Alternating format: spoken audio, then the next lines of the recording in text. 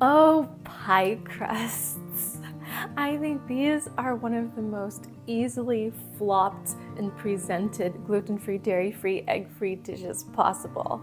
I've eaten pie crusts that are soggy, soft like a brownie, hard like a rock, or they're just not even like a pie crust. They're like ground up nuts and dates, which is great too, but sometimes you just want that Thanksgiving pie crust.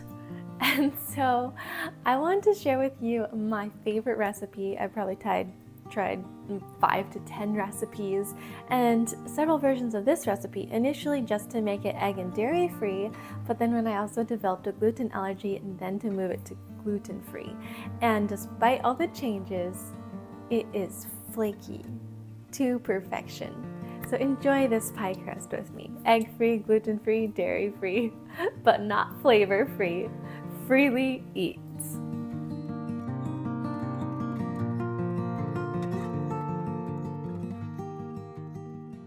First off, we are going to cut our butter up into cubes and put it in the freezer. Cold butter is very important for this recipe because it is what makes the pie crust flaky. Okay, we're not going to have perfect cubes here.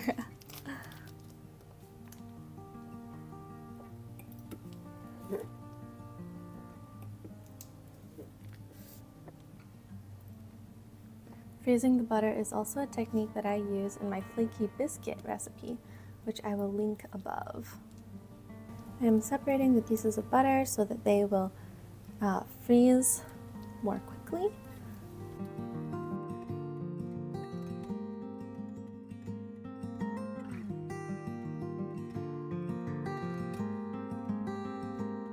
While the butter is freezing, I'm going to add my dry ingredients. 1 1/4 cups of Bob's Red Mill gluten-free flour blend, the 1-to-1 blue bag, 1 tablespoon of sugar, 1 teaspoon of egg replacer powder, either Energy brand or my recipe, which I will link, 1/4 teaspoon salt, and combine these together. Now I'm going to prepare my liquid ingredients. 1 tablespoon of lemon juice, which is about half a lemon.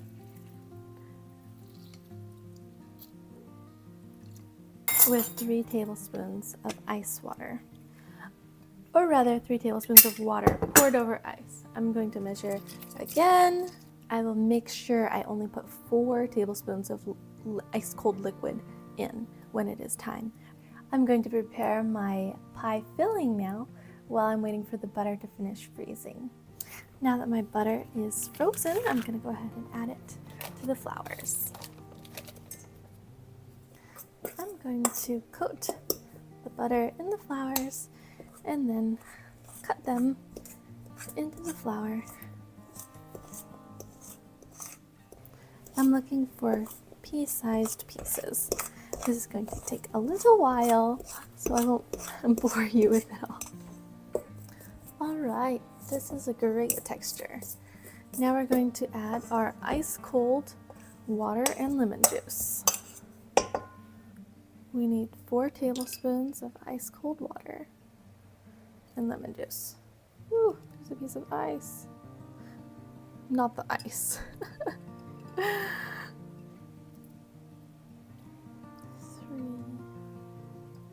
and a tiny bit to make up for that ice.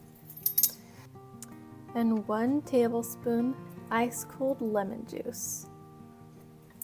We're going to mix this together.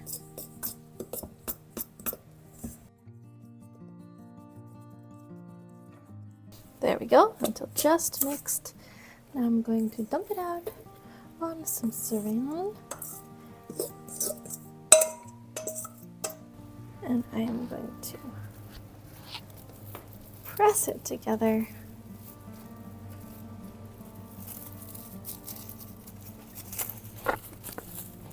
And form a disc.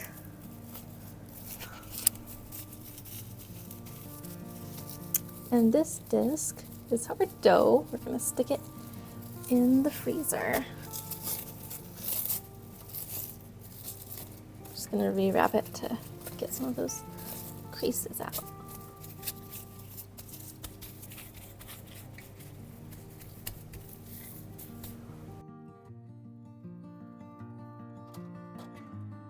It needs to freeze for 15 minutes exactly. If it is a bit longer than that, just take it out, put it in the fridge until you're ready to work with it.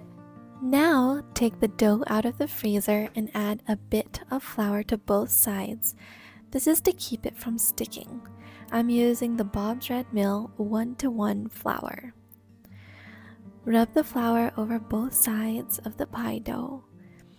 Place another silicone mat on top and roll it out. Check to see if the shape of the pie is how you want it and adjust your rolling accordingly. And also check to see if it's starting to stick. If it is, add more flour.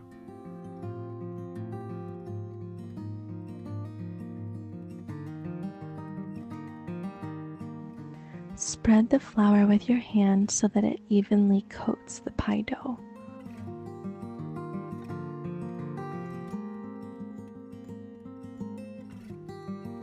Now check to see if it will fit in the pie pan.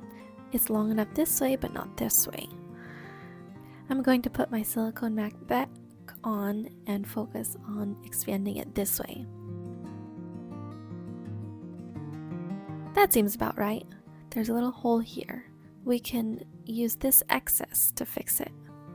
Cut a clean edge on the patching pieces to increase the stickiness and make it go together better.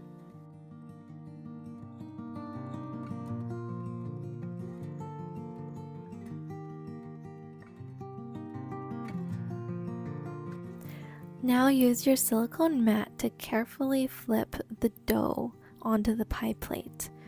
You can also use wax paper if you don't have a silicone mat yet. Now gently peel the silicone mat or wax paper off of the dough.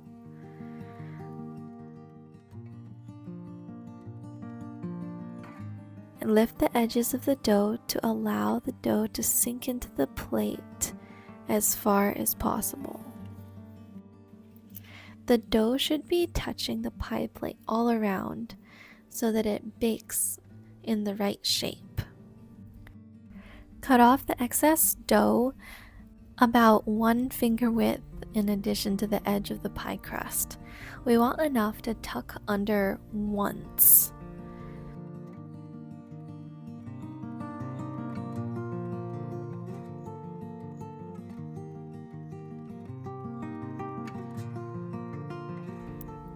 After this is complete, fold the edges under to equal about double thickness. If needed, you can use the scrap pieces to increase the thickness.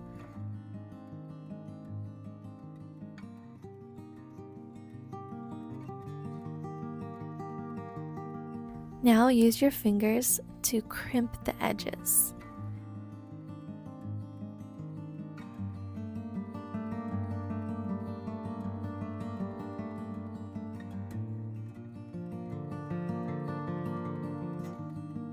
Put the scraps in a separate baking dish and sprinkle with cinnamon sugar. Now add your filling and bake according to the instructions for that kind of filling. If the filling is baking for a long time, then you will need to cover the crust with foil. If the filling is not baking for very long, then you won't. For this pumpkin pie, we're going to bake at 425 for 15 minutes and continue to bake as needed for your filling. Because pumpkin pie bakes for so long, we'll need to protect the crust edges from burning with foil. Cut a square piece of foil and then fold it in quarters. Measure the radius of the pie against the foil and then cut out to the center. Less is better. You can always cut more if it's a little bit too small in the center. Unfold the foil and then cover the crust, trying not to let the foil touch the filling. While we have a moment here, please subscribe and share this video with a friend. Bake as needed for your individual pie filling. The remnants will be done after 15 minutes when baked at 425.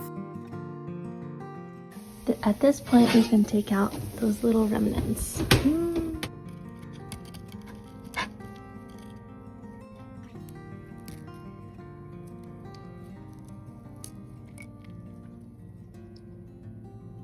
Now I just have to demo one of these for you.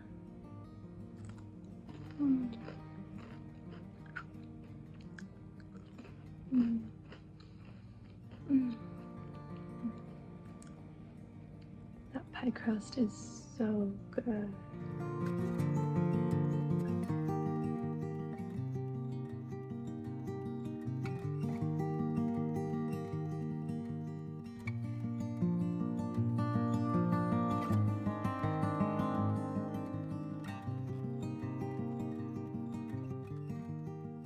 My favorite way to eat this pumpkin pie is with my easy coconut whip topping, which I'll link above and in the description. Enjoy! Freely eat!